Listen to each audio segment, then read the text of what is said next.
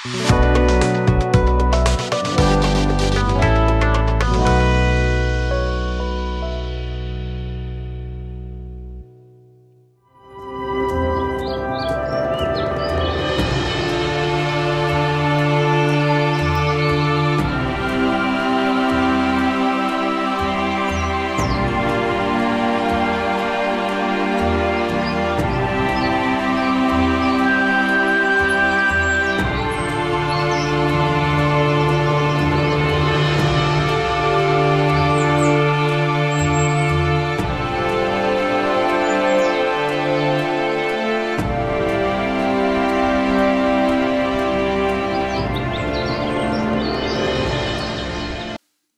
जीशु ख्रीष्ट अति बहुमूल्य नाम संपर्क इंडिया द्वारा प्रस्तुत कार्यक्रम नुआ सकाल आशार आज अध्याय में स्वागत जनाए।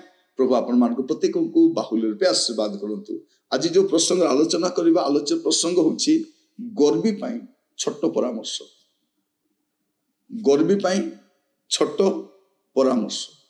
साधारणतः गर्वी माने परामर्श नियंती नहीं आ परामर्श दरकार भी नहीं। भावती मोर ज्ञान अच्छी मोर धन अच्छी मोर प्रतिष्ठा अच्छी मोर कहीं किसी बिगाड़ी पार नहीं। प्रभु दूर गर्वी को चिन्हती कहती कहीं गर्व आम से गीत बेले बेले बोलू गर्व दम्भ अभिमान कहीं बाट बसा धूली घर रही बस कहीं एकला आसीचु तुही संगे कही जीवे नहीं संगते नेलानी बही कहो के केते कहीं गर्वदम्भ अभिमान कहीं एते। प्रिय भाई भाई माने गर्वी लोक गोटे छोट परामर्श मस्त खोलतु अवध्य पुस्तक अवध्य भावाद भविष्य वक्ता पुस्तक से गोटे अध्याय अच्छी तार 3 पद 4 पद हे शैल कंदर बासकालीन हे उच्च स्थान निवासीन तुम अंतकरण अहंकार तुमको वंचना करियछि तुम्हें अपना मने मने कहूछ आंभ को भूमि की ओह्लाई आनिब किए क्या कह जाउछि जन शैल कंदर रे बास करुछंती उच्च स्थली रे बास करुछंती अंतकरण गर्व होइछंती आ तुमरो वंचना तुमको वंचना करुछि तुम्हें अपना मने मने कहूछ ए माने प्रवंचित हो मने मने कहउछंती आंबर को भूमि को ओह्लाई आनिब किए मोर अनिष्ट करिब किए मोर क्षति करिब किए मते किए कोन बिगाड़ी पकेइबो एंती बास कला बोले होछ सदा प्रभु कहंती ताकू किए तो किछि करि परिबे नै सदा प्रभु कहउछंती तुमे यद्यपि उत्कर्ष पक्षी परि ऊर्ध्व को उठ तुमरो बसा यद्यपि तारागण मध्य स्थापित हुए तथापि आमे सेठारु तुमको ओह्लाई आनिबा। आपण जदि इतिहास पढ़ी थिबे आपण देखिथिबे केते बड़ बड़ राजा माने साम्राज्य सबु प्रिय भाई बहन समाप्त हो गला।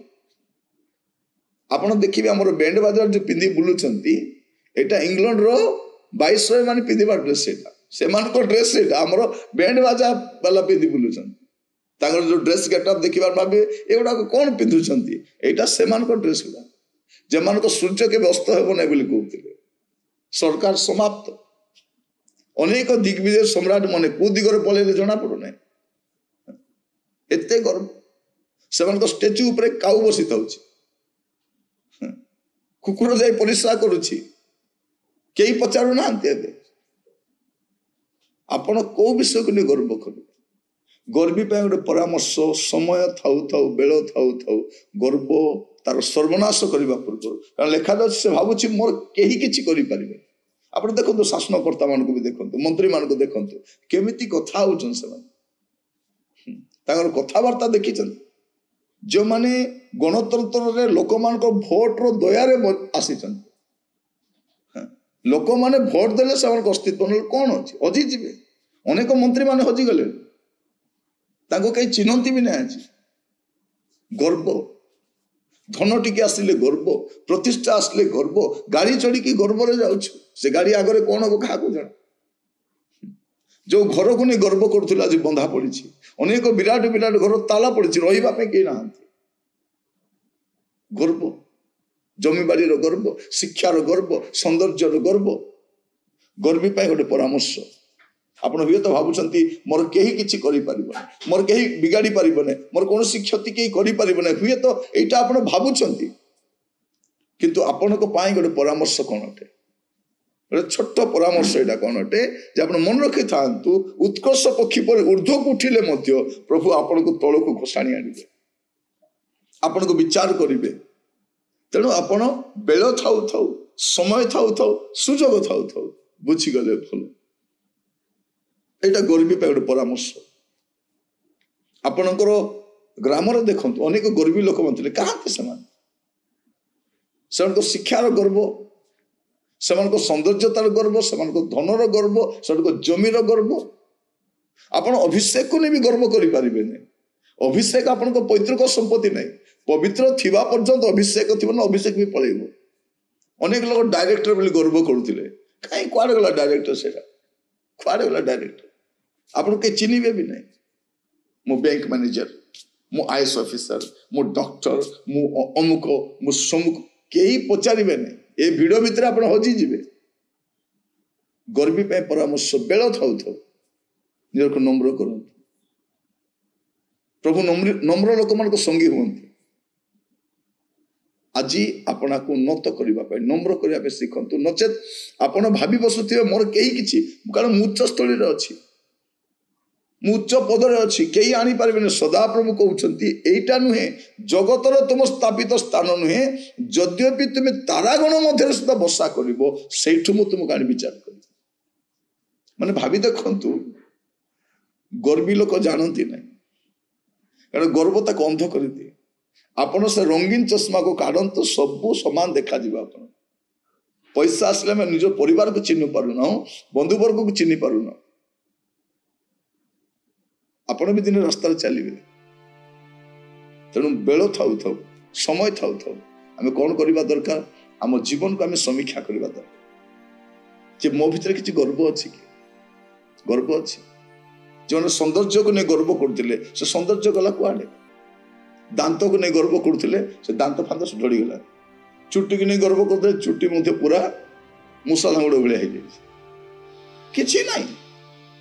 ପ୍ରିୟ ଭାଇ ଭଉଣୀ ମାନେ, ଆମେ ଯେଉଁ ବିଷୟକୁ ନେଇ ଗର୍ବ କରୁଛୁ, ଆମ ଶିକ୍ଷାକୁ ନେଇ ଗର୍ବ କରୁଛୁ, ଆମ ପିଲାମାନଙ୍କୁ ନେଇ ଗର୍ବ କରୁଛୁ, କ'ଣ ଗର୍ବ କରିବୁ? ଗର୍ବୀ ମାନଙ୍କ ପାଇଁ ଛୋଟ ପରାମର୍ଶ, ଆପଣଙ୍କ ଗର୍ବ ଦିନେ ଚୂର୍ଣ୍ଣ ହେବ।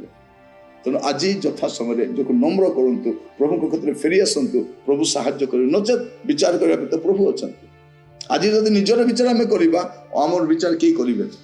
ଆମେ ସରଳ ହେଇକି ରହିପାରିବା, ଆମେ ଆରାମରେ ରହିପାରିବା, ପ୍ରଭୁଙ୍କ ଆଶୀର୍ବାଦ ବି ପାଇପାରିବା। କିନ୍ତୁ ଯଦି ଆମେ ନମ୍ର ନ ହେଇ ଯଦି ଗର୍ବୀ ହେବା, ତାର ପରିଣାମ ଭୋଗିବା ପାଇଁ ମଧ୍ୟ ଆମେ ପ୍ରସ୍ତୁତ ରହିବା ଦରକାର। ଆସନ୍ତୁ ପ୍ରାର୍ଥନା କରିବା ପାଇଁ ଯିବା। ଚକ୍ଷୁ ବନ୍ଦ କରି। ଅନୁଗ୍ରହକାରୀ ପିତା ପରମେଶ୍ୱର, ଆପଣଙ୍କର ଦାସ ଭାବରେ ମୁଁ ପ୍ରାର୍ଥନା କରୁଛି। ପ୍ରଭୁ, ଆମମାନଙ୍କ ଭିତରେ ଯେଉଁ ଗର୍ବର ମନୋଭାବ ଅଛି ପ୍ରଭୁ, ଆମେ କାହାରିକୁ ଚିହ୍ନୁ ନାହୁଁ, କାହାରିକୁ ଆମେ ଦେଖିଲେ ମଧ୍ୟ ପ୍ରଭୁ ଆମେ ନ ଦେଖିଲା ଭଳିଆ ହେଉଛୁ, ଅଣଦେଖା ଭଳିଆ ହେଇଯାଉଛୁ। ମତେ କିଏ କ'ଣ କରି ପକାଇବ, କିଏ ମୋର ବିଗାଡ଼ି ଦେବ, କିଏ ମୋର, ପ୍ରଭୁ ଏଇ ଯେଉଁ ମନୋଭାବ ଆମର ରହିଛି ପ୍ରଭୁ, ସେଠୁ ଓହରିବା ପାଇଁ, ଫେରିବା ପାଇଁ ସାହାଯ୍ୟ କରନ୍ତୁ। ନଚେତ୍ ପ୍ରଭୁ ଗୋଟେ ଦିନ ଆସିବ, ଆପଣ ଘୋଷାଡ଼ିକି ତଳକୁ ଆଣିବେ। ସେ ଲୋକଲଜ୍ଜା, ଅପମାନ ଆଉ ବିଚାର ଆଉ ଦଣ୍ଡ ଅପେକ୍ଷା କରୁଛି ପ୍ରଭୁ। ଆଜି ବେଳ ଥାଉ ଥାଉ ଆପଣଙ୍କ ନମ୍ର କରିବା ପାଇଁ, କୁପଥରୁ ଫେରିବା ପାଇଁ, ଆପଣଙ୍କ ସଙ୍ଗତିରେ ରହିବା ପାଇଁ ସାହାଯ୍ୟ କରନ୍ତୁ। ଆଦର, ମହିମା, ଗୌରବ ଯୁଗେ ଯୁଗେ ଆପଣଙ୍କର ହଉ। ପ୍ରାର୍ଥନା ଶୁଣିଥିବାରୁ ଧନ୍ୟବାଦ। ଯୀଶୁଙ୍କ ପ୍ରିୟ ନାମରେ ମାଗିଲି ରାଜା, ଆମିନ୍ ଆମିନ୍। ପ୍ରଭୁ ଆପଣମାନଙ୍କ ପ୍ରତ୍ୟେକଙ୍କୁ ବାହୁଲ୍ୟ ରୂପେ ଆଶୀର୍ବାଦ କରନ୍ତୁ। ପ୍ରଭୁ ଅନୁଗ୍ରହ କଲେ ଆସନ୍ତାକାଲି ନୂଆ ଅଧ୍ୟାୟରେ ଜଡ଼ିତ ହେବା। ବିଦାୟ ଦିଅନ୍ତୁ। ନମସ୍କାର।